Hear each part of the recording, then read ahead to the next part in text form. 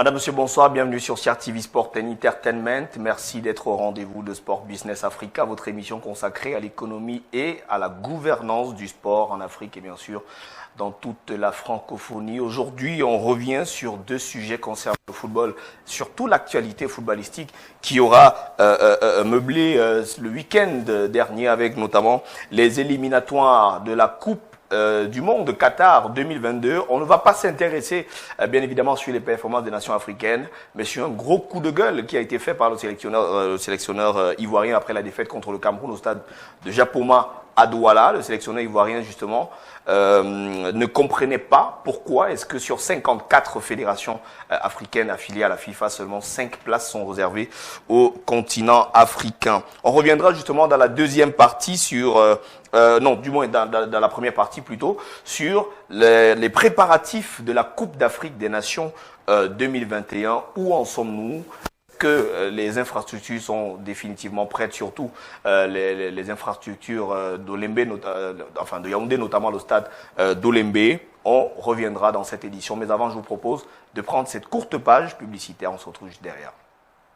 Rien n'est plus agréable que de préparer des pâtes ensemble, avec des ingrédients frais, une bonne sauce faite maison.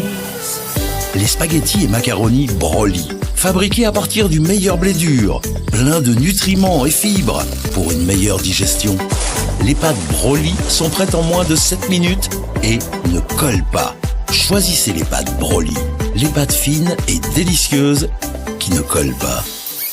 Broly, la passion de bien nourrir. J'avance alors. Ok. Marcel, pas de pause aujourd'hui? Non, je dois passer à la CNPS vérifier mes déclarations. Ma femme est interne. Allons, tu peux regarder ça à la gargote. Comment ça? Ils ont des guichets là-bas? Prends ton laptop, on y va. Employers, workers, socially insured, with your computer, tablet and mobile phones, go everywhere every day to benefit from the CNPS services. Ah, ma CNPS à moi. CNPS, You will never live alone.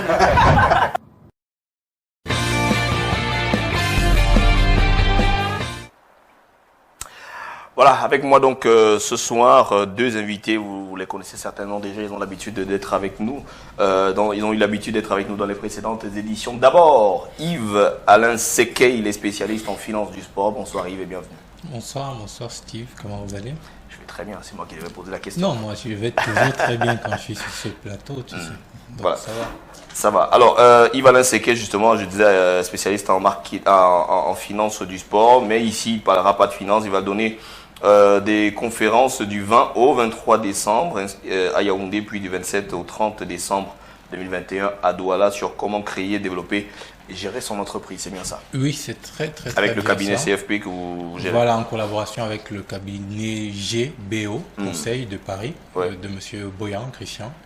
Donc, il était question de prendre un peu toutes les entreprises qui ont moins de 4 ans, donc vraiment qui ont du mal à décoller, du mal à s'implanter, de leur donner un peu un outillage, du diagnostic vraiment à la contextualisation. Donc, ce sera un très bon séminaire. Il faut dire que les sportifs également, les entreprises sportives ou du moins les organisations qui gèrent, les structures sportives, voilà, y arrivent, sont bien conviées à naturellement, puisqu'une structure reste une entreprise, hein, vous savez. Alors les thématiques à aborder, créer son entreprise, développer son entreprise et bien sûr gérer son entreprise, comment créer, comment développer, comment gérer son entreprise, ce sont des questions qui seront abordées, je rappelle, du 20 au 23 décembre 2021 à Yaoundé, puis du 27 au 30 décembre 2021 à Douala. Les sites seront certainement précisés plus tard. Je rappelle que les contacts sont disponibles. Le 697 479 417 ou encore le plus 33 06 15 63 09 38 pour ceux qui voudraient bien avoir plus de détails.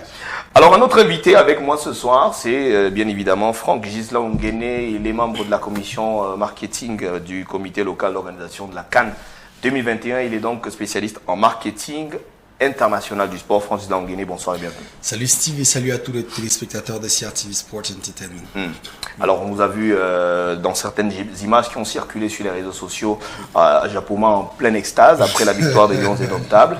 Ça vous arrive pas très souvent quand même. Oh, oui, c'est vrai que ça n'arrive pas très souvent, mais après c'est toujours bien de pouvoir festoyer avec nos lions. Et c'était ils nous ont fait cette belle petite surprise en salle de conférence de presse. Et c'est d'abord le Cameroun qui gagne. On a d'abord mis de côté notre fonction pour pouvoir s'amuser avec nos jeunes frères qui nous ont fait plaisir justement avec cette victoire contre la Côte d'Ivoire. Ça fait plaisir parce que on est déjà on se prévisualise déjà de ce à quoi va ressembler la CAN qui va se tenir au Cameroun. Donc ça vraiment fait plaisir. C'est vrai que ça faisait aussi longtemps. Il faut dire que Douala n'avait véritablement pas connu ce niveau d'extase là depuis un bon moment. Vous savez que la capitale politique a été privée de football pendant 5-6 ans du fait de la réhabilitation ou de la construction des infrastructures sportives de ce côté-là. Aujourd'hui, ça fait plaisir de voir quand même que cela se fait. Maintenant, c'est clair que la grosse difficulté reste au niveau de la circulation. On a souffert de cela pour aller à Japoma. Ça n'a pas été facile. Mais maintenant, je me dis que des mesures sont en train d'être prises justement pour réguler la circulation pendant la CAN. Voilà, on espère que justement la prochaine journée, c'est vrai que ce sera pendant la CAN, mais il y aura une prochaine journée probablement au mois de mars. Sinon, avec les calendriers qui sont assez serrés, peut-être la CAF procédera au renvoi, soit au mois de mai ou au mois de juin pour le dernier tour des barrages qualificatifs pour le mondial Qatar 2022. On va attaquer le premier sujet de cette édition, CAN 2021, jour J-48. Où en est-on véritablement? Dans moins de 50 jours, justement, le pays des Lions Indomptables a rendez-vous avec l'histoire. Annoncée comme l'une des plus belles CAN de l'histoire, la Coupe d'Afrique des Nations 2021 pointe à l'horizon. Où en sommes-nous avec les préparatifs? On en parle dans cette édition, mais avant, je vais vous proposer de suivre cet élément qui fait le point sur la dernière visite du ministre des Sports et de l'Éducation physique et président du comité local d'organisation de la CAN 2021, le professeur Narcisse Mouele-Kombi, au complexe sportif d'Olembe. C'est un élément qui nous est proposé par notre ami et confrère Ken Café Média.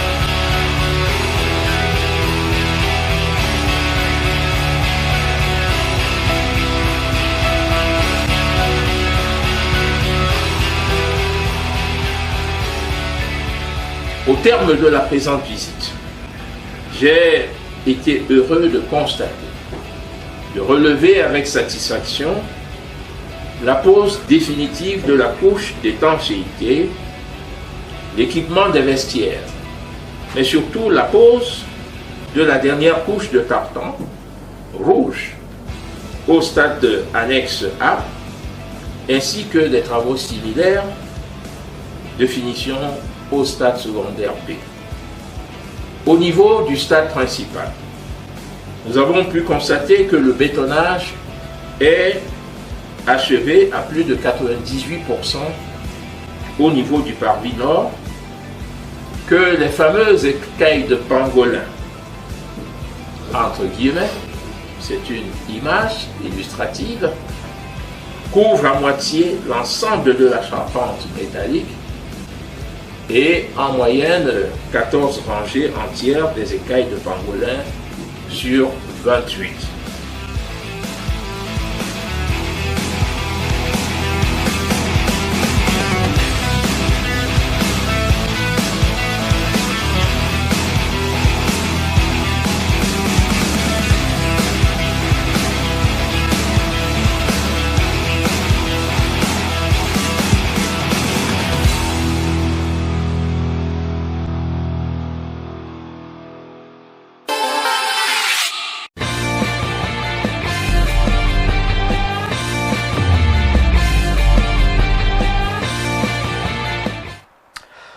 Voilà, on vient de suivre donc cet élément et surtout les déclarations du ministre des Sports et de l'Éducation physique, président du COCAN 2021, qui justement rassurait déjà sur l'état d'avancement de ce stade de Olembe, ce complexe, ou du moins ce stade, puisque c'est le stade qui sera prêt d'ici à là. Alors Francis Ongene, on a quand même constaté que les choses ne bougent pas véritablement au niveau de la communication. Qu'est-ce qui peut justement expliquer ce mutisme-là justement autour de cette Coupe d'Afrique? Bon, avant toute chose, il faudrait déjà que je puisse préciser aux téléspectateurs de CRTV Sport Entertainment que je ne suis pas le porte-parole du COCAN et je ne suis pas non plus membre de la commission communication.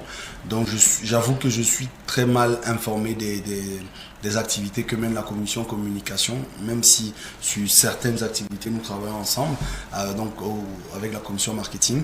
Mais globalement, il faut dire que ça peut aussi être une question de stratégie et de timing. C'est-à-dire stratégie dans la mesure de se dire que, ok, vu au moment où on est, si on veut créer une grosse émulation, peut-être il faudra aller sur jour J-30. Et ça fait en sorte que pendant 30 jours, les Camerounais ne vont parler que canne, vont manger la canne, vont boire la canne. Et donc, ce qui fait en sorte que on se dit que si on va peut-être sur 2 mois, il y aura également, peut-être certains Camerounais vont lâcher du lest. Mais quelque part, il y a aussi une question budgétaire qui est claire. Je pense que sur ce plateau, on évoquait déjà le fait que le budget qui a été alloué à la communication est dérisoire. Ça, il faut quand même qu'on soit sincère de le dire. Pour nous, les professionnels, je pense que pour tous les professionnels qui vont regarder cette émission, ils sauront que 275 millions, ce n'est même pas, écoutez très bien, ce n'est même pas une campagne publicitaire sur des panneaux numériques dans le réseau national. Parce que si on va sur des panneaux numériques, sur le truc national, si on prend par exemple les panneaux de Dash, de Boni Dachako, on est sur l'ordre de près de 300 millions de francs CFA pour couvrir tout le territoire national. Et donc si vous avez un budget de 275 millions qui doit couvrir le marketing, la communication internationale et la communication locale, on est d'accord que si vous voulez tenter une campagne de 2 mois, parce que les estimations que je viens de donner, c'est les estimations sur une campagne de 1 mois. 300 millions. Donc si vous voulez tenter une campagne de 2 mois, vous comprenez que vous êtes asphyxié avant même de commencer. Donc on fait avec les moyens de bord. On comprend clairement aussi que ce n'est pas de la faute du Cameroun si il y a des tensions budgétaires que le pays traverse aujourd'hui. On sait que nous sommes en guerre actuellement, que ce soit du côté de la lutte contre Boko Haram, la crise anglophone et tout ce qui va avec. Il y a d'autres priorités budgétaires. Et donc le peu de budget qui est accordé, il faut le gérer de manière rationnelle. Il faut être efficient, c'est-à-dire atteindre des objectifs avec le peu de moyens dont on dispose. Et je me dis, c'est la dynamique dans laquelle se trouve aujourd'hui la commission communication, d'autant plus que nous-mêmes au niveau de la commission marketing, on est dans la même dynamique. On a commencé déjà pour nous en ce qui nous concerne, on a abordé déjà la question du pagne dernièrement, mais il y a d'autres gadgets que nous sommes en train de concevoir. Moi, je vais peut-être trahir ici un secret, dire que là également on est buté parce que le problème de budget se pose. Il faut rappeler que le budget de 275 millions que j'évoquais prend également en considération le marketing. Mais sauf que vous avez le merchandising que vous devez déployer, vous avez des événements comme la tournée de la mascotte, il y a tellement d'événements, mais vous ne pouvez pas. Et qu'est-ce qu'on s'est dit ? On s'est dit c'est d'abord l'événement des Camerounais, c'est la fête de tous les Camerounais, des prestataires camerounais. On s'est dit ok, aujourd'hui le budget dont la commission marketing dispose ne permet pas de faire certaines prestations. Ok, qu'est-ce qu'il faut faire? Nous sommes une commission qui doit ramener quoi qu'il arrive de l'argent dans les caisses de l'État. Qu'est-ce qu'on fait? On dit aux prestataires, vous financez les prestations, d'accord? Et puis maintenant, vu que ce sont des prestations à caractère commercial, on vous donne des agréments, vous prestez, et maintenant on se partage sur la base des profit sharing, et ces profit sharing là rentrent dans les caisses de l'État. Ça permet de faire des économies, et ça permet également de générer de l'argent avec le peu de budget que nous avons. On est obligé de pouvoir surfer sur cela, mais il faut dire que si nous on peut avoir ce type d'apalissade, ce n'est pas le cas des autres commissions, parce que la commission marketing est une commission commerciale. Donc on peut ramener de l'argent dans les caisses du COCAN, mais toutes les commissions ne peuvent pas le faire. Si vous devez louer des voitures, il faudrait que vous ayez du budget pour cela, et c'est ça la véritable difficulté aujourd'hui. On espère que la réorganisation budgétaire qui a été proposée par la présidence de la République sera suivie d'une note d'application qui permettra rapidement de pouvoir accélérer dans ce sens-là. Mais globalement, on travaille 24 heures sur 24. Toutes les équipes du COCAN sont à pied d'œuvre pour que l'événement se tienne, même si ce n'est pas visible, parce que les activités les plus visibles sont les activités de communication. Mais il faut dire que toutes les autres activités se sont déployées, notamment la cérémonie d'ouverture et de clôture de la compétition, qui sont déjà validées et par la CAF et par la FIFA, et aussi par le gouvernement du Cameroun. Donc c'est dire que, et ça il faut dire que pour ceux qui s'y connaissent dans l'événementiel, c'est le gros œuvre, c'est la grosse partie du travail, parce que vous vous doutez bien de tout ce qu'il faut comme mobilisation pour cela. Donc du coup, on continue de travailler, et on se dit que d'ici J-45 ou J-30, les véritables choses vont pouvoir débuter en fonction des disponibilités budgétaires qui sont les nôtres aujourd'hui. Voilà. Alors, est-ce que finalement, Yves Seké, là on va parler plus de stratégie financière, est-ce que finalement le fait de ne pas communiquer pour le COCAN n'est pas tributaire de ce peut-être manque de moyens qui peut-être ne seraient pas encore à disposition? Parce que certes, on dit qu'ils ne sont pas suffisants, mais est-ce qu'ils sont là finalement pour... parce que jusqu'ici, on n'a pas communiqué sur la présence ou non des budgets. Non, vous savez, la disponibilité je pense que Franck en a un peu parlé tout à l'heure. Oui, on peut partir sur une approche stratégie, mais quoi que l'on puisse dire, moi je reste inquiet. Je reste inquiet, même si la stratégie est vraiment celle-là, mais je reste inquiet parce que vous savez, déjà c'est très dur d'établir un plan, mais c'est d'autant plus dur de pouvoir appliquer et respecter vraiment ce plan sur le terrain, parce qu'il y aura toujours des imprévus ou des contretemps. Bref, il y aura toujours des obstacles et des entraves qui viendront freiner un peu le plan qui a été initialement préparé. Donc du coup, il faudrait déjà, selon moi, il fallait déjà qu'on voit les premiers mouvements sur le terrain. C'est vrai, il a énuméré un certain nombre de choses, mais vraiment en termes de visibilité, en termes de communication, oui, l'émulation peut se voir sur 1 mois, 30 jours, 10 jours. Sincèrement, je ne vois pas comment ils vont rattraper ça au bout de 1 mois. Je ne demande que ça. Il a pris un exemple sur les panneaux numériques, où on voit que le budget est vraiment catastrophique. Maintenant, il a parlé de restructuration ou d'une révision de ce budget. Quand on voit la lenteur administrative, s'il faudra encore attendre une révision budgétaire, ça va encore prendre combien de temps pour finalement mettre cet argent à disposition en moins combien de jours? Donc vraiment, je ne suis pas dans le secret des dieux. J'attends aussi comme chaque Camerounais, et on espère que d'ici là, je sais déjà qu'on est préparé, mais qu'on sera prêt avant la compétition. Ah, donc ça veut dire que, est-ce que si tout, il nous reste un peu plus d'1 mois et demi, est-ce que finalement, si oui, les choses s'arrêtent aujourd'hui, le Cameroun peut organiser cette compétition. Oui, tout à fait. Vous savez, la dernière fois que je suis passé à l'émission, c'était avec un représentant du COCAN. Et il a subtilement, parlé de l'apport de chaque Camerounais.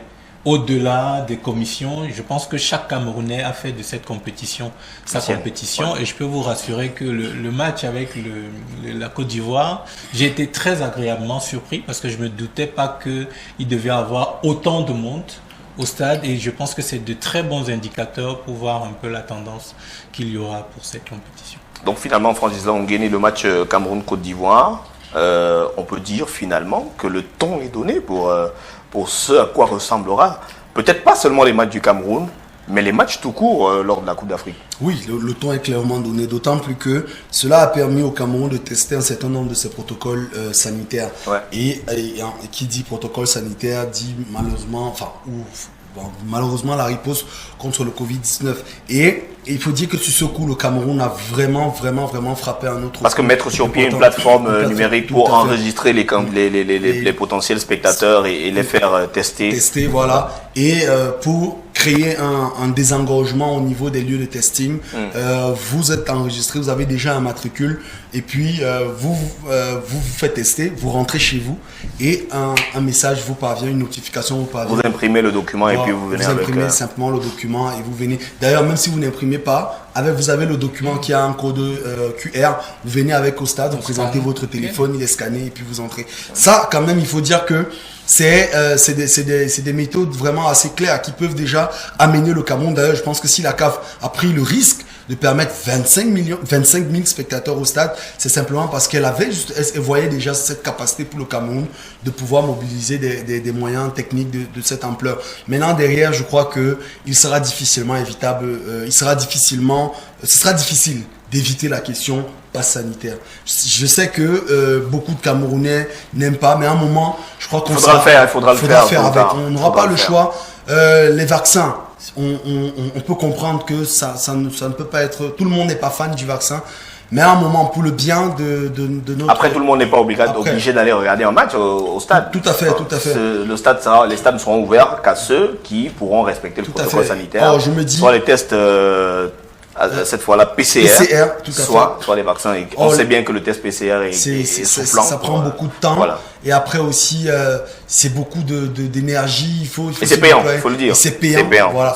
Or là, si on est dans une dynamique, si on se vaccine, on se vaccine et puis on n'a plus de problème. On a simplement un pass qui démontre que on a été vacciné et puis on peut avoir accès à tous les endroits. Moi, je me dis, on n'a pas le choix. Au moment où on est, personne n'a jamais voulu créer la maladie. C'est pas de notre faute si le Cameroun est infecté par le Covid. Et s'il faut guérir, je pense que déjà bébé, nous avons été vaccinés. On a été vaccinés, que ce soit le BCG, que ce soit la rubéole, que ce soit la polio. Moi-même, dernièrement, avant de voyager, j'ai pris ma dose de polio. On n'a pas le choix, on est né dans ça. Il y a le Cameroun en matière de vaccination, il faut dire aussi, est un pays qui a beaucoup avancé sur la question. Il faut rappeler que nous sommes aujourd'hui, le Cameroun a mis sur pied un plan national de vaccination qui aujourd'hui marche très bien. Ça nous a permis de sortir par exemple de la polio. La polio, et le Cameroun est l'un des premiers pays en Afrique à avoir été déclaré free polio. Donc oui, si on va sur le vaccin, déjà, on a l'avantage. Ça, il faut le dire. En termes d'immunité collective, c'est vrai qu'on se retrouve en train de parler santé dans une émission de sport. En matière d'immunité collective, le Cameroun a ceci de particulier, c'est qu'on a l'une des meilleures performances actuellement en Afrique en matière de létalité. On est sur 1,26% de létalité du Covid. Ce qui démontre que le Cameroun a une population assez résiliente. Si on passe sur l'immunité artificielle, donc le vaccin, je pense qu'on peut réduire drastiquement encore la létalité et peut-être espérer très rapidement être free Covid d'ici quelques temps. J'ai une petite préoccupation. Je vous entends bien, mais est-ce que vous avez peut-être un chiffre ou un indicateur qui nous rassure sur la disponibilité? Donc si 25 000 personnes atterrissent au stade, on remplit vraiment ce stade, est-ce qu'on a les moyens vraiment de les vacciner tous? Déjà, on va pas forcément vacciner dans les stades. Les vaccins ne se feront pas dans les stades à la veille des matchs. Mais déjà, le Cameroun... On est en train de préparer, on a encore 48 jours. L'idée étant de préparer les gens, c'est vers là qu'on va migrer. Parce que sinon, même seulement les tests pour 25 000 personnes. C'est très difficile. Par contre, c'est les tests même. Imaginons que la CAF autorise 50 000 places, par exemple, pour les stades, enfin, le plein des stades. 50 000 à Japoma, 60 000 à Olembe, 40 000 et 35 000 un peu de partout. Ça va pas le faire avec les vaccins seulement. Avec les tests, je veux dire. Avec les tests, et au-delà de ça, je veux dire... Et c'est 72 heures. Et pour le match du Cameroun-Côte d'Ivoire, par exemple, c'était 48 heures qu'on demande. 48 heures. S'il faut se faire tester toutes les 48 heures, ça sera difficile. Et pour répondre à la question en termes de chiffres, il faut dire que le Cameroun s'est retrouvé en train de brûler près de 1 million de vaccins dernièrement parce qu'ils étaient arrivés à expiration. Ouais. Les Camerounais refusant de se tester, l'État du Cameroun a dû détruire ces vaccins-là. On parle d'1 million de vaccins. Donc je pense qu'on en a assez. On en a assez au moins pour assurer au moins l'immunité au moins d'un quart ou alors au moins de la moitié. J'ai tenu une réunion dernièrement avec la commission marketing, qui est la commission santé autant pour moi du COCAN, pilotée par les éléments du ministère de la Santé, qui rassurait encore sur les mesures. D'ailleurs, je pense que cette commission-là a eu plusieurs séances de travail avec la FIFA et la CAF, et je me dis même que c'est au sorti de ces séances-là que la CAF s'est dit on peut prendre un certain nombre de risques avec le Cameroun, ce qui n'est pas le cas dans d'autres pays. Et comme je le dis encore,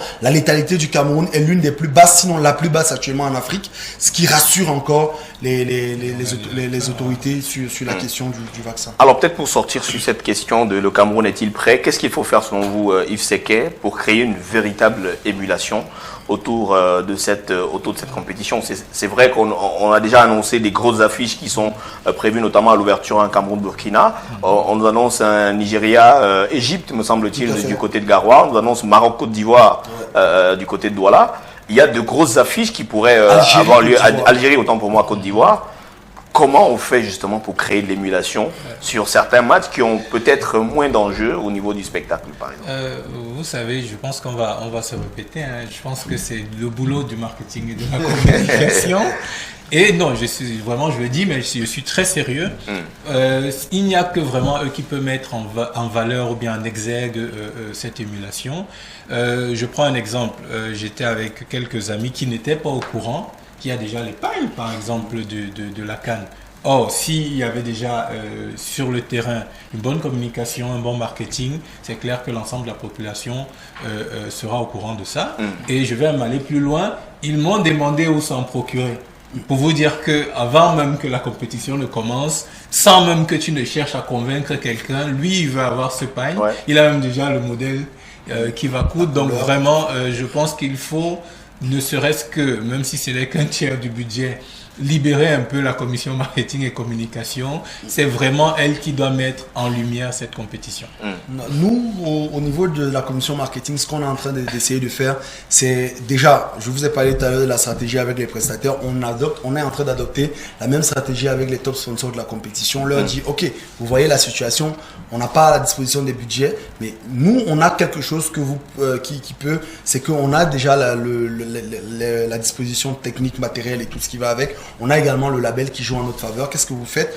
On veut pavoiser les villes. D'ailleurs, on a mis sur pied un plan national de pavoisement des grandes villes, enfin des villes hautes de la compétition. Le plan est déjà disponible, il a été établi par la commission marketing. Et donc, il faudra faire la différence entre le pavoisement et la publication, la communication sur les panneaux publicitaires. Le pavoisement ici, c'est juste d'habiller les villes aux couleurs. Et cet habillement, nous avons décidé de le faire à travers les panneaux. Pour expliquer aux téléspectateurs, un peu comme à la veille des fêtes de fin d'année, on éclaire les villes avec les guirlandes, etc. Exactement. Pour dire aux gens nous sommes en période de Noël. Mais là, effectivement, il sera question effectivement de pavoiser, au moins d'habiller les villes aux couleurs et aux effigies de la Coupe d'Afrique. Et l'axe dorsal de cela sera bien sûr les axes routiers, notamment les panneaux, les poteaux électriques. Voilà, donc on a recensé tous les poteaux électriques de toutes les villes hautes de la compétition. Vous avez fait ce travail à Garoua, par exemple? Tout à fait. Moi, personnellement, je l'ai fait à Garoua. Les autres équipes ont été déployées sur les autres villes. Donc, on a désormais le plan national de pavoisement. Et nous, on s'est dit, vu que le COCAN n'a pas les moyens pour l'instant, du moins, n'a pas encore mis les moyens à notre disposition, on ne va pas attendre. on va vers certains sponsors de la compétition, on leur dit ok, voici le deal, on va faire le pavoisement ensemble et maintenant dans ce pavoisement là on va vous réserver une part de visibilité, ça peut être 25% de visibilité, ça veut dire que si on est sur 10 panneaux par exemple, sur 10 poteaux publicitaires, 10 poteaux électriques autant pour moi, vous avez peut-être 3 poteaux électriques où vous avez mis votre logo, je sais pas moi, et les autres poteaux sont aux couleurs de la compétition. Ça permet nous d'avoir le financement pour pouvoir mener l'action et de pouvoir permettre encore une fois de plus au Cocan de faire des économies. Et donc, moi, je donnerais ces mêmes conseils également à la commission communication qui est donc elle chargée des espaces médias, donc notamment de le faire. Et aller même vers certains médias, aller sur la base des bons de commande, puisque on nous l'a appris. Lorsque je parle, Dieu merci, je parle sur le contrôle d'un financier, l'État est l'agent économique le plus crédible. Donc, du coup, si cela se fait, la commission communication peut obtenir justement de l'État de se dire, ok, on va vers certains médias, je sais pas moi, CRTV, on fait passer des spots, on va sur la radio, on fait passer des spots, on va sur l'affichage, même au cinéma, on fait passer des spots et maintenant, on va être, de toute façon, cela va être réglé une fois que le budget, voilà. Et puis, ce que je l'ai dit, l'État est crédible, donc du coup, ça peut se faire. Moi, c'est le conseil, si jamais j'avais un conseil à donner aux confrères de la commission communication. De toute façon, il faut se mouvoir. Ça, c'est clair, les Camerounais veulent leur CAN. On a vu cela avec le match Cameroun-Côte d'Ivoire. Il faut leur donner leur CAN. Le Cameroun, c'est une terre de football. Tout à fait. Maintenant, s'il faut travailler peut-être des accès, oui, mais moi, je n'ai aucun doute sur l'émulation des Camerounais. Pendant la compétition. Il faut juste éviter les tracas. Oui, si le Camerounais sait que s'il va au stade, il n'a pas de tracas, non, je peux vous assurer que ça va se faire. Oui, ça va très bien se faire. Voilà, pour être un tout petit peu complet sur ces préparatifs, je rappelle que pour ceux qui voudraient bien vivre la compétition du 9 janvier autant pour moi au 6 février 2022, vous devrez certainement subir peut-être pas la pression, les conditions les conditions sanitaires et vous procurez votre ticket d'entrée au stade qui coûtera minimum pour les virages, donc ce que vous appelez Chabat, 3000 francs CFA. Ce sera le prix minimum fixé, enfin c'est le prix, ce sera le prix minimum fixé pour les places dans les différents stades de compétition. On va marquer une petite pause pour parler de la deuxième partie de cette édition et le coup de gueule du sélectionneur ivoirien Patrice Baumel.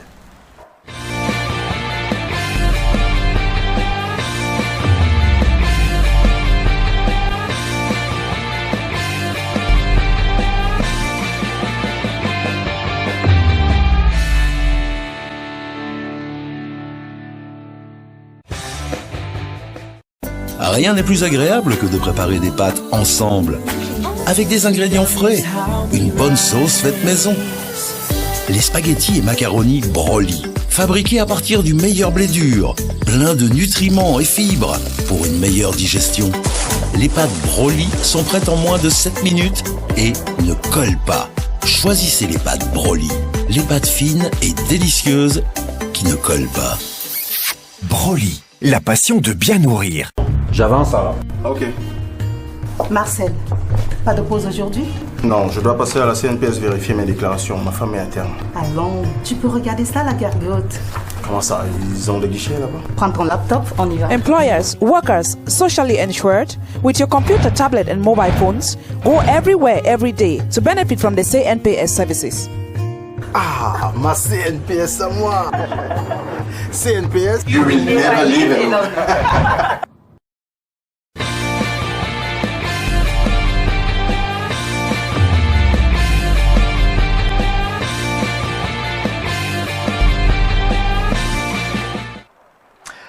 Voilà, nous sommes donc dans la deuxième partie de cette édition. Ça discute Coupe du Monde Qatar 2022. Les pays africains sont-ils victimes d'injustice? En tout cas, si on entend ce que vient de dire il y a quelques jours le sélectionneur ivoirien Patrice Baumel après la défaite 0 but contre 1 à Japoma contre le Cameroun mardi dernier. Donc le sélectionneur ivoirien a critiqué la FIFA ou du moins la décision de la FIFA d'accorder 5 places jusqu'ici aux sélections africaines, aux pays africains, alors que l'Afrique en compte 54 nations de football. Il reproche donc à l'instance dirigeante du football mondial de faire subir à l'Afrique une injustice, c'est l'expression le thème qu'il a employé, en lui accordant seulement 5 places au mondial. Je vous invite d'écouter justement cet élément. C'était un coup de gueule au terme de la victoire et c'était en conférence de presse d'après-match. Pour finir, c'est un petit coup de gueule, mais je l'aurais fait même si ce soir j'étais plus heureux. Ça fait depuis 2008 que je suis en Afrique. J'ai connu pas mal d'éliminatoires Coupe du Monde. Et mon coup de gueule, c'est pour la FIFA, parce qu'on voit souvent les dirigeants de la FIFA qui ont besoin de voir venir visiter nos pays africains. Mais quand vous voyez qu'on a 53 ou 54 fédérations et qu'on a seulement 5 pays qui vont à la Coupe du Monde, c'est un désastre pour moi. On tue le football africain.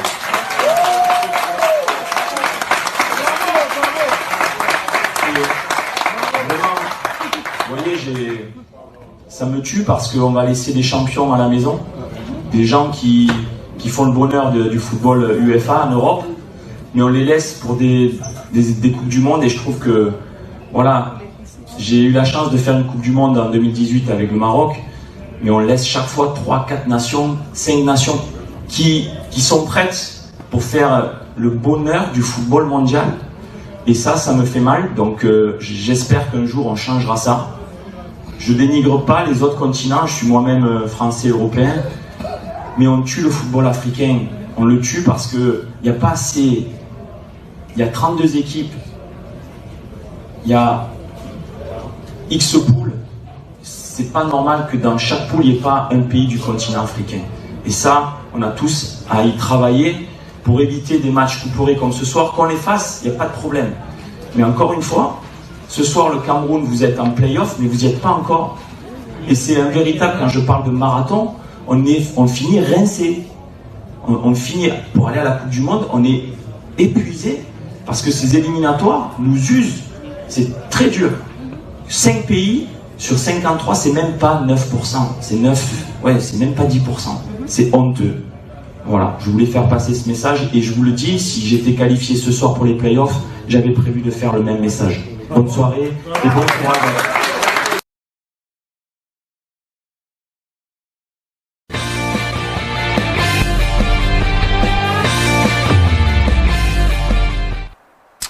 Voilà, je vais commencer peut-être par Yves-Alain Sequet pour cette réaction. Patrice Baumel trouve honteux pour la FIFA de n'octroyer que 5 places aux fédérations africaines, ou du moins aux nations africaines.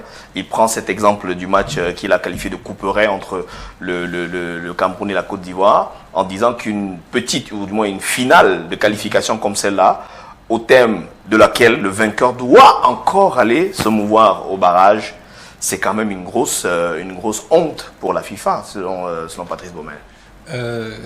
Monsieur Steve, je ressens la peine, vraiment, je ressens la peine, et puis on ne peut pas rester insensible à vraiment ce coup de gueule. Je pense qu'on en souffre déjà bien avant ma naissance. Bien avant ma naissance, on en souffrait, et puis ça continue malgré les efforts de valorisation que le continent africain autour du sport, bien entendu, a pu faire ces 10-15 dernières années. Mais je me devais de faire une analyse moins émotionnelle et moins sensible. Vous savez, il a dit quelque chose de très pertinent. Il a parlé de bonheur. Or, je pense que la FIFA parle de rentabilité et de chiffres. La question qu'il faudrait peut-être réorienter pour tout le monde qui va nous suivre, c'est: est-ce que s'il y a 10-15 nations africaines, on pourra réaliser le chiffre d'affaires que si on n'a que les équipes européennes ou sud-américaines, par exemple. Donc, sur cette approche vraiment purement économique et financière, on comprend directement pourquoi ça serait un peu plus compliqué pour des nations africaines de dépasser les 5, les 6 équipes à la Coupe du Monde. Je vais être un peu plus terre à terre. Je pense qu'en termes de pouvoir d'achat, de situation économique et de contexte de développement ou de sous-développement, je ne pense pas que l'Africain lambda puisse naturellement s'offrir un voyage en Europe ou à l'étranger, ne serait-ce que pour regarder un match de football ou sur une semaine ou sur 2 semaines. Donc financièrement, c'est très compliqué, mais socialement, émotionnellement, sportivement, oui, je comprends la peine. Alors, Francis Onguéné, Patrice Baumel relève quand même un fait qu'on ne va peut-être pas négliger. Il a pris un exemple qui peut sembler banal, mais qui est logique. C'est la comparaison Afrique-Am Sud, par exemple, où tu as des équipes qui peuvent t'aligner 5 défaites en éliminatoire, mais être qualifiées pour le mondial, parce que n'ayant que 10 nations en CONMEBOL, mais on se retrouve avec une Afrique qui a 54 nations pour seulement 5 qualifiés. Il précisait également derrière que on peut avoir 5 pays disqualifiés, 5 pays africains disqualifiés d'un mondial qui peuvent toutes valoriser, ou du moins rivaliser certaines sélections qui se qualifient notamment en Europe. Est-ce que vous partagez ce point de vue-là? Oui, enfin, totalement. Mais il y a un élément très fondamental que Yves a évoqué tout à l'heure quand il disait c'est quelque chose qui se faisait déjà avant sa naissance. Mais maintenant, la question que beaucoup de gens vont se poser à la maison, c'est si ça se fait depuis votre naissance, pourquoi est-ce que c'est maintenant que le débat est posé? Je vais répondre. C'est simplement que les pays africains ont travaillé. Ouais. Et ça va être choquant d'autant plus, mais les pays européens n'ont pas travaillé. Je vous prends un cas simple. Quand vous êtes devant votre télé, vous regardez un match Angleterre-Saint-Marin. Je suis désolé. Ça fait bientôt j'ai 29 ans d'âge. Ça fait bientôt 20 ans qu'on entend parler de Saint-Marin et que Saint-Marin vous prend les 15-0. Les 20-0, ça ne dérange personne. Ça fait 20 ans que Gibraltar, je sais pas moi, les îles Féroé, Andorre, Luxembourg, Liechtenstein, c'est des pays qui n'ont jamais progressé, qui n'ont jamais évolué. Et pour revenir sur l'argument de se dire, ok, je vous prends un cas simple. Le Portugal se fait battre par la Serbie. Le Portugal va au barrage. Pourquoi le Portugal va au barrage? Ils se font battre déjà par un pays qui n'est pas un top pays d'Europe. Ils vont au barrage. La Serbie est qualifiée. Ils vont au barrage, ils vont rencontrer Gibraltar, ils vont rencontrer la Macédoine, qui sont des pays que je ne vais pas dire que je respecte footballistiquement. Moi, je suis désolé, je ne vais pas faire la fine bouche. Ce pas des pays que je respecte footballistiquement. Je respecte peut-être économiquement parce que c'est des paradis fiscaux, parce qu'effectivement, c'est des pays où des gens peuvent aller en vacances et tout. Mais footballistiquement, ce pas des pays qu'on doit respecter. Je suis désolé, quand je regarde, je m'assois devant ma télé, je regarde Kazakhstan, France. Des gars, ils se prennent 8-0, c'est pas du football. Ils jouent à tout sauf du football. C'est des scores qui sont devenus, par exemple, très rares en Afrique. C'est des scores qui sont absolument rares. Il n'y a que Djibouti qui a pris plus de 5 buts dernièrement contre... C'est des scores qui sont contre hyper rares. Maintenant, pour revenir sur la question des droits télé ou du moins de la rentabilité financière, imaginez un seul instant, le Portugal s'est fait éliminer par la Serbie. On dit au Portugal, vous allez en barrage intercontinental. Vous pensez que si la Côte d'Ivoire, qui s'est également fait éliminer, vous avez un match Côte d'Ivoire-Portugal, allons simple, sur les droits télé, vous avez un match Côte d'Ivoire-Portugal et un match Portugal-Macédoine, comme ce sera probablement le cas dans le barrage là. Est-ce que vous pensez que les droits télé, les acheteurs de droits télé iront plus vers Portugal-Macédoine, ou Portugal-Bulgarie, ou Portugal-Bulgarie, ou Portugal-Liechtenstein, Luxembourg et tout ce que vous voulez. Or, un Portugal-Côte d'Ivoire, d'abord c'est un match c'est un barrage intercontinental. Vous avez sur le terrain des superstars, vous avez du caissier, vous avez du Franck Pépé, vous avez les top players européens qui sont dans ce match. De l'autre côté, vous avez du Ronaldo, vous avez du Bruno Fernandes et tout ce qui va avec. Ça, c'est de la rentabilité. Je pense que on a toujours voulu utiliser l'argument de la rentabilité en voulant dire ouais, mais en fait, les Africains ils sont pas rentables. Mais sauf que ce que Baumel, autant pour moi, dit est pertinent. C'est-à-dire que les équipes quand vous regardez le 22 joueurs Cameroun, Côte d'Ivoire. Sur ce stade, attention, ça va vous choquer ce que je vais dire. Sur ce stade, vous avez le meilleur buteur de l'Europa League. Ouais. Dans le même stade, vous avez le deuxième meilleur buteur, sinon le meilleur buteur de la Champions League européenne. Les deux sont sur ce stade. On est à Japoma, à Douala, au Cameroun. Vous avez l'un des meilleurs gardiens. Vous avez le top. Vous avez les top. Vous avez le 7e meilleur gardien au monde au moment où on est en train de parler, nominé au Ballon d'Or, qui est au stade. Et qui joue dans l'un des top clubs européens. Et c'est le cas dans pratiquement tous les compartiments. que ce soit pour la Côte d'Ivoire, que ce soit pour le Cameroun. Mais on va vous dire que ces joueurs, ils vont rester au pays. Et on va envoyer qui en Coupe du Monde? La Serbie, que je respecte. On va envoyer de la Macédoine, où vous n'avez aucun joueur qui soit capable même de rapporter 5 francs à la FIFA ou à l'UEFA. Donc moi, je pense qu'il faut qu'on redéfinisse les cartes. C'est l'Afrique aujourd'hui. Je me suis amusé à faire un jeu d'ailleurs, une étude que je vais approfondir et qui sera proposée dans le cadre de cette émission, qui est en fait la valeur marchande des 11 entrants des 6 ou 7 confédérations de football. Vous serez choqués de vous rendre compte que la valeur marchande du 11 type africain est largement supérieure à la valeur marchande de 11 types de la CONMEBOL, de la CONCACAF, de l'OFC, de l'AFC, et peut-être même, ce serait tentant, mais il n'y a que l'Europe, l'UEFA, qui fait mieux en termes de valeur marchande du 11 type. Et ces 11 types sont confectionnés par les confédérations. C'est-à-dire, c'est l'UEFA qui fait le 11 type de l'UEFA, c'est la CAF qui fait le 11 type. Donc, ça ne sort pas de nulle part. Mais vous allez voir, je vous prends un exemple. Quand vous prenez le 11 type africain, vous avez Ogolandro Onana. C'est 45-50 millions d'euros de valeur marchande. Sur tous les compartiments, vous allez vous retrouver sur une valeur marchande d'au moins 1 milliard d'euros. Non, je comprends cette analyse. Mais elle est un peu trop, à mon goût, orientée acteur.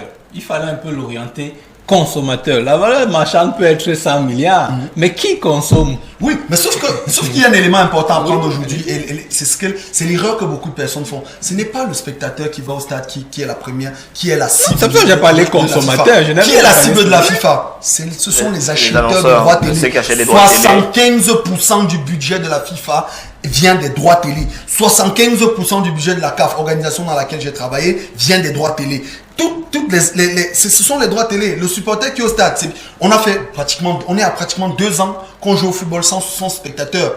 Mais le football continue à générer des milliards d'euros. Pourquoi? Parce qu'en fait, on a compris très vite que ce n'est pas le spectateur qui va au stade qui rapporte de l'argent. D'ailleurs, je vais vous faire un aveu. Pour la CAN qui va se dérouler au Cameroun, la billetterie, l'essentiel des revenus de la billetterie va être reversé à l'Africa Foot. Ça ne va même pas rentrer dans les caisses de la CAF parce qu'elle n'en a rien à faire. Le plus important pour elle, ce sont les droits télé. Et qui achète les droits télé? Ce sont les annonceurs. Et ces annonceurs achètent pourquoi? Parce qu'ils savent qu'au stade, ils vont voir Franck Cassier, qui est titulaire au Milan AC. Ils vont voir Franck Zambo Anguissa, qui est aujourd'hui leader de la Série A. Ils vont voir. Donc du coup, c'est ça qu'ils achètent en fait. Ils n'achètent pas les supporters qui vont au stade. Et c'est l'erreur. C'est pour ça qu'on demande à l'UEFA et à la FIFA, autant pour moi, de changer son paradigme analytique au niveau de ce qui rapporterait de l'argent ou pas, et qu'on arrête d'utiliser le racisme pour dire que c'est un moyen qui puisse un moyen de rentabilité financière. Vous étendez un peu trop. Je comprends même aussi l'argument des droits TV, mais quelle que soit la nature du bouquet, quand tu compares le consommateur, j'ai bien précisé consommateur de ce bouquet, au Cameroun particulièrement, il y en a encore beaucoup qui n'ont pas les moyens de s'offrir un bouquet en bonne et due forme. On parle de la même chose, j'ai bien précisé. Consommateur, oui, les droits TV, mais qui consomme ça? Alors, quand tu prends maintenant dans le continent Afrique noire particulièrement, on a encore des pourcentages très élevés des personnes qui ne peuvent même pas s'offrir ce bouquet. C'est de ça qu'il s'agit. Donc, je comprends l'argument, et c'est de très bons arguments, mais si on se réfère aux consommateurs, effectivement, on n'est pas le bon consommateur. Bon, je pense que ici, sur le débat, quand même, on n'est pas en train forcément de demander à la FIFA de dire, ok, oui, bon, c'est vrai qu'on aura déjà 9 sélections africaines pour le mondial 2026 prévues à 48 équipes. Mais si on restait quand même dans le contexte de 32 équipes, c'est clair qu'en toute on demanderait pas peut-être d'avoir les 9 nations. On demanderait d'avoir des confrontations intercontinentales, c'est-à-dire que on est autour des barrages, par exemple. Je dis un truc bête, on a un Cameroun, un Nigeria, par exemple, parce que c'est un potentiel adversaire du Cameroun. On a un Cameroun-Nigeria qui arrive et que le pays éliminé puisse rencontrer le pays qui est sorti deuxième de sa poule en Europe et qui sera donc au barrage. Tout à fait. On est sûr au moins à 50% que pour chacune des compétitions de Coupe du Monde, on aura en plus des 5, 2 ou 3 qui pourront passer, et cette fois-là au mérite.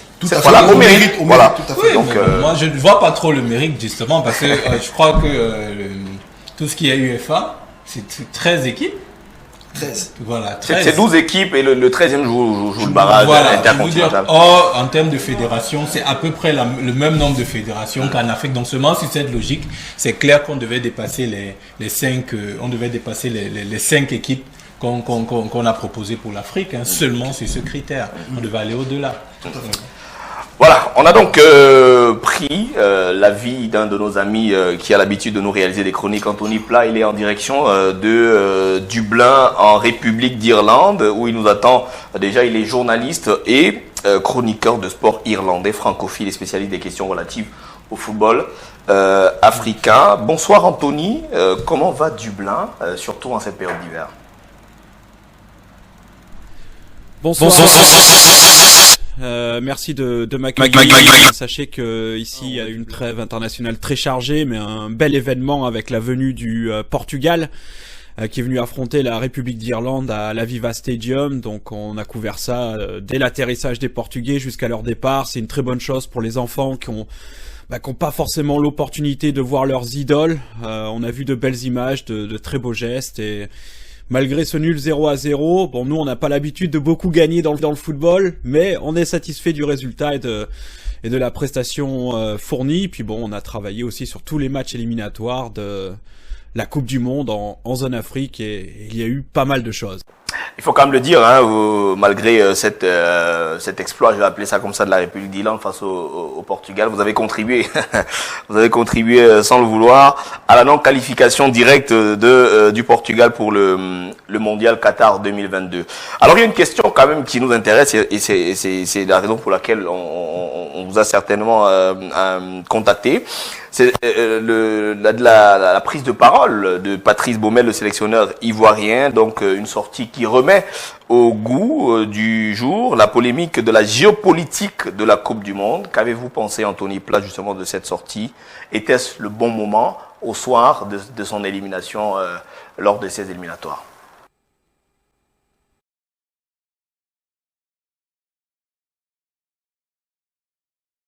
Que parfois elle s'exprime pas toujours de façon adéquate, mais là-dessus il a complètement raison et je le remercie d'ailleurs d'en parler parce que bon, il n'est pas le seul. On avait Belmadi aussi, hein, le sélectionneur de l'Algérie, qui parlait de la pression mise aux internationaux africains pour qu'ils n'aillent pas jouer la CAN, pour qu'ils n'aillent pas en sélection nationale. C'est pas dans tous les clubs, mais c'est un fait réel.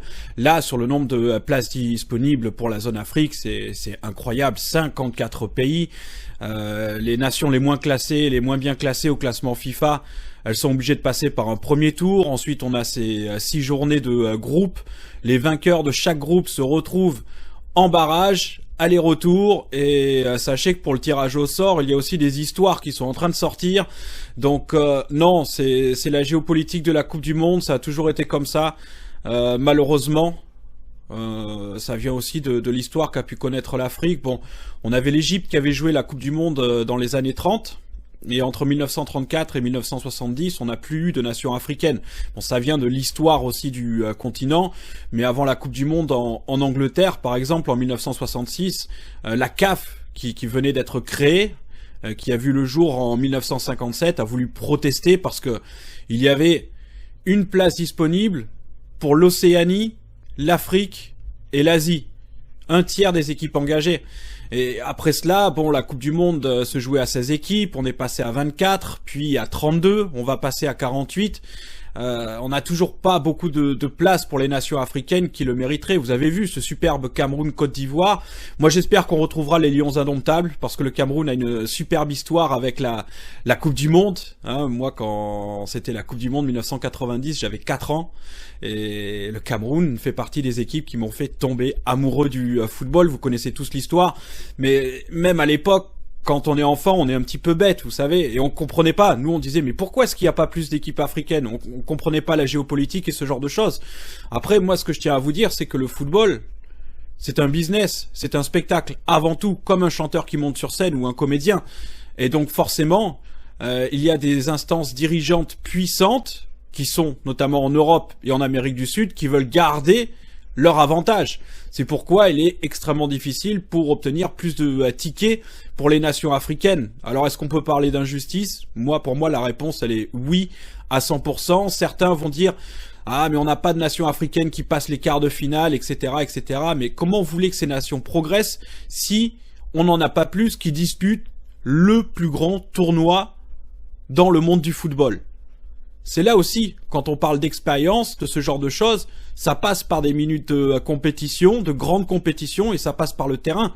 Là, les nations arrivent au bout des éliminatoires, elles sont lessivées, elles sont rincées.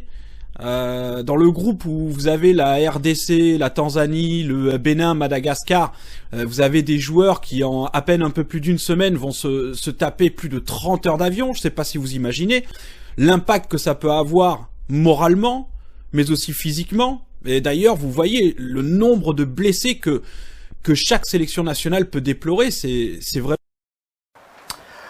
Mais quand on vous suit, vous avez d'ailleurs produit une tribune sur la question sur cette question. Est-ce que vous ne partagez pas finalement le point de vue de Patrice Baumel? C'est vrai que vous l'avez déjà dit en sourdine. Est-ce que finalement c'est pas une honte? Est-ce que finalement l'Afrique n'est pas laissée pour compte dans cette histoire de participation au mondial? Oui, moi j'en ai parlé. Bon, c'est sur Internet, hein, c'est rien de très important. Comment les choses ont pu se développer, comment ça peut être compliqué aussi encore de nos jours.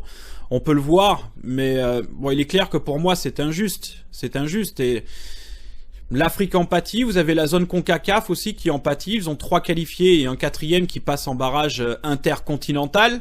Et vous avez les nations d'Asie aussi où peut-être la formule de qualification est un petit peu différente, mais ils n'ont pas beaucoup de place disponible pour la Coupe du Monde.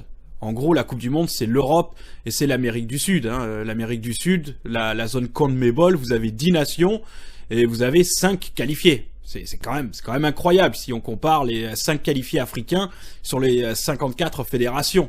Donc il y a 2 poids de mesure. On peut comparer avec le nombre d'habitants aussi. C'est quand même incroyable. Alors Anthony, est-ce qu'on peut aujourd'hui envisager des prochaines éditions des matchs de barrages intercontinentaux Afrique-Europe? Parce que on en a discuté d'ailleurs avec nos consultants tout à l'heure sur ce plateau. 13 fédérations européennes directement, ou du moins qualifiées pour ce mondial. Est-ce que si les éliminés justement lors de ce deuxième, lors de ce barrage pour le mondial, pourraient être directement, être en confrontation directe avec ceux qui sont justement aussi éliminés de leur poule côté Europe? Est-ce que ça pourrait pas donner beaucoup plus de chance aux pays africains? Des barrages intercontinentaux Europe-Afrique, honnêtement je sais pas. En 2026, la Coupe du Monde va s'étendre à 48 équipes, les formules de qualification vont changer. On a déjà un barrage intercontinental qui existe, mais qui ne concerne pas l'Afrique, qui ne concerne pas forcément l'Europe non plus. Donc c'est une excellente question. Moi personnellement, je peux pas y répondre. Il y a beaucoup de propositions qui sont faites par la FIFA, mais il faudra voir lesquelles seront vraiment mises en œuvre pour le Mondial 2026. Oui, mais est-ce que finalement le passage de la Coupe du Monde de 32 à 48 équipes peut s'avérer, ou du moins peut être considéré aujourd'hui comme une solution définitive pour cette sortie, on va dire, de crise, enfin une solution définitive pour l'Afrique en tout cas? Non, la Coupe du Monde à 48 nations, vous savez, pour moi, ça va pas résoudre définitivement ce problème. Bon, l'Afrique, bien sûr, va gagner 4 nations supplémentaires. Mais à côté de ça, l'Europe, elle en gagne 3 aussi. Pour moi, personnellement, et ce n'est que mon avis, d'accord, le monde du football, c'est un reflet de la société et du monde global en général.